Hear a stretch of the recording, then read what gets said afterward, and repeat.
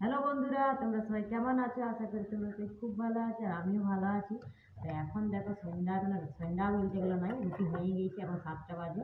তো বাবা বলছে আমি পায়েস খাবো, তো সেই জন্যেই আজকে আমি পায়েস বানিয়ে দিচ্ছি। আর আজকে তো 21, তো সেই জন্যে কালকে দুধ রাখতে নাই, আজকে সব দুধ শেষ করতে হয়। আর কালকে তো সবাই পূজা মানে পূজা করবো, তারপরে ধরো যে জ্বালিবে বলতে দাও না। খিচুড়ি চলছে। বলছো? হুম। তো পূজা কালকে তো মানে আজকে 21, তো একবারে আমি শিবের মাথায় মানে জল ঢালবো, তখনই পূজাটা করে দেবো। মানে আগে দুধ ঢালতে হয়, তারপরে সবাইকে দিতে হয়, তো সবাই নিবে গো। তো এইও আজকের 21 দিনে আমি পায়েস বানাচ্ছি। এইও দেখো 10 টাকার এটা চাল, ভোগ চাল আনলিও ওখানে।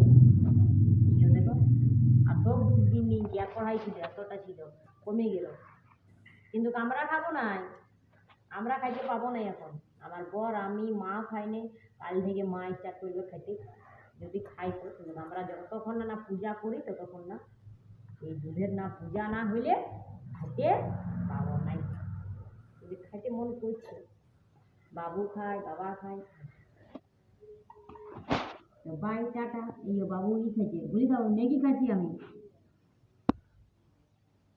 বলে দাও। আর কে কে দুধ নিবে অবশ্যই আমার ঘরে বলবে। দুধ নিতে যদি আসো তো, আমাদের খাঁটি দুধ, আমরা জল মেশাইনি, আমরা গোয়ালা লই, আমরা বাউরি, এক ফোঁটা জল পাবে নাই।